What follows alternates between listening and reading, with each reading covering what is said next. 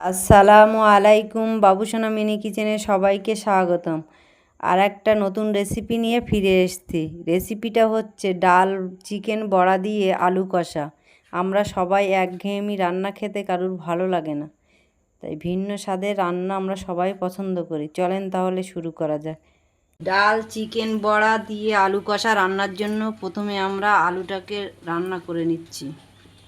তেল গরম হয়ে গেছে, এবারে পেঁয়াজটা এর ভিতর ঢেলে দিচ্ছি।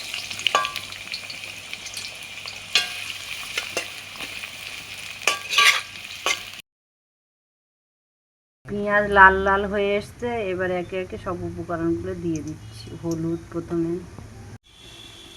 গুঁড়ো লঙ্কা, 1 চামচ লবণ, কটা তেজপাতা,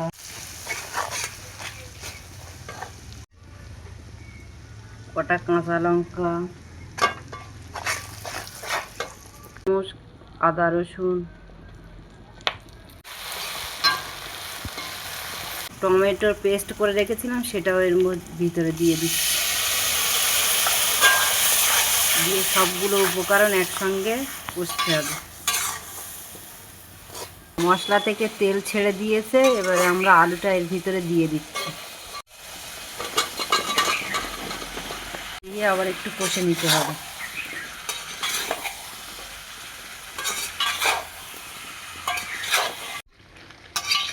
অল্প অল্প একটু করে পানি দেবেন আর কষবেন আলুটা।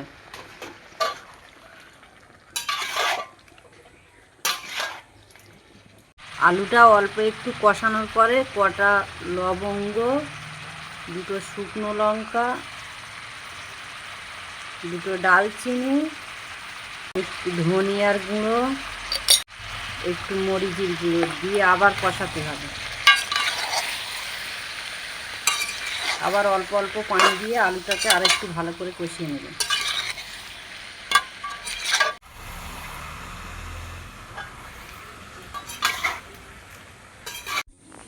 ওদিকে আলুটা কষা হচ্ছে, এদিকে আমরা তারে ডাল আর চিকেনটা পেস্ট করে নিচ্ছি। আমরা চিকেন আর ডাল বড়া করার জন্যে আলাদা আলাদা পেস্ট করে নিয়ে এসেছি। আপনারা শিলেও এটা বেটে নিতে পারেন। চিকেনের সঙ্গে ডাল, লবণ, একটু আদা রসুন, কাঁচা লঙ্কা, পেঁয়াজ, ধনেপাতা, মরিচের গুঁড়ো, ধনিয়ার গুঁড়ো, বেসন, চিকেন মশলা, এবার সবগুলো উপকরণ আমরা একসঙ্গে মাখিয়ে নেব। এখানে আপনারা মুসুরির ডালও ব্যবহার করতে পারেন, আর পানি এতে দেবেন না। চিকেন ও ডালের যে রস থাকে এতেই হয়ে যাবে মাখানো। ডাল ও চিকেন বড়া করার জন্য প্রথমে আমরা কড়াইতে তেল দিয়ে নিচ্ছি।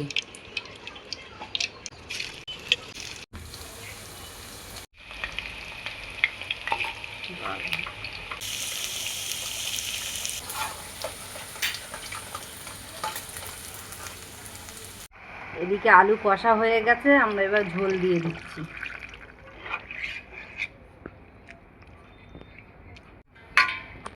আলুটা ফুটে গিয়েছে, এবার সবগুলো বড়া এর ভিতর দিয়ে দিচ্ছি।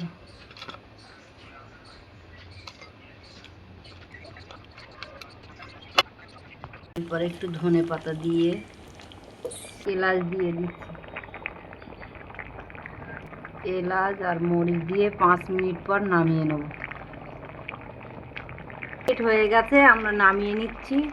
আপনারা বাড়িতে এইভাবে বানিয়ে খেয়ে দেখবেন, খেতে খুব ভালো লাগে। ভালো লাগলে একটা লাইক, কমেন্ট, শেয়ার করবেন।